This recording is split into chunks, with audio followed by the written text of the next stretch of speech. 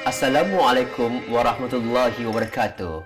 Saya Dr. Muhammad Istadib Mukhtar, Pensyarah Kanan Jabatan Pengajian Sains dan Teknologi Fakulti Sains Universiti Malaya, merangkap Ketua Projek.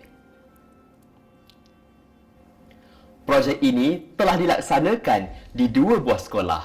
Pertama, kedua. Projek ini bermula 1 Jun 2024 sehingga 31 Mac 2025. Projek ini melibatkan murid-murid yang mengambil subjek Reka Bentuk dan Teknologi RBT dari tingkatan 1 sehingga tingkatan 3.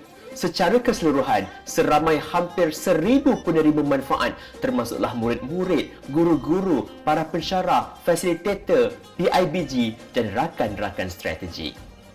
Tahukah anda, di dalam subjek RBT terdapat silibus berkaitan aquaponik. Namun, kebanyakan sekolah tidak pun mempunyai sistem aquaponik.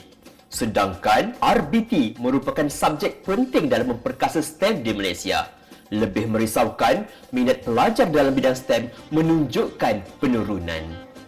Justru, projek ini menjalankan aktiviti pemindahan teknologi dengan memasang sistem aquaponik di sekolah-sekolah tersebut, sekaligus menjadi one-stop center untuk sekolah-sekolah di parlimen tersebut.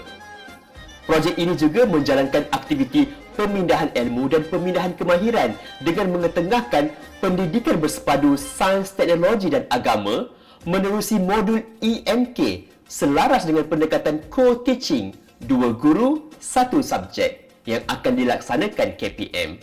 Melalui modul ini, guru RBT dan guru pendidikan Islam boleh berkolaborasi dalam menyampaikan silibus berkaitan aquaponik dan silibus berkaitan alam sekitar dalam Islam pada waktu yang sama.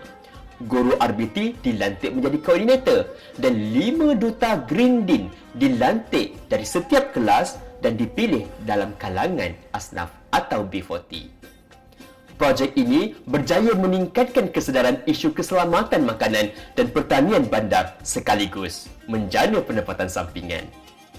Projek ini turut menghasilkan beberapa output termasuklah 2 artikel Scopus, 2 siaran TV, 3 artikel media elektronik, 1 artikel majalah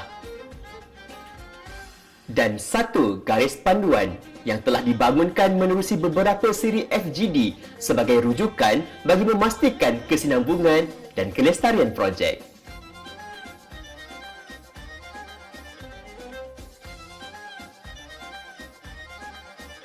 Ia bukan sekadar satu hiasan tetapi kitaran ekosistem yang bijak. Dan alhamdulillah warga Semak Kajang beberapa kali telah menikmati ikan segar hasil daripada produk aquaponik Semak Kajang. Pengalaman saya ialah dapat mengetahui tentang kelebihan aquaponik dan cara memasangnya.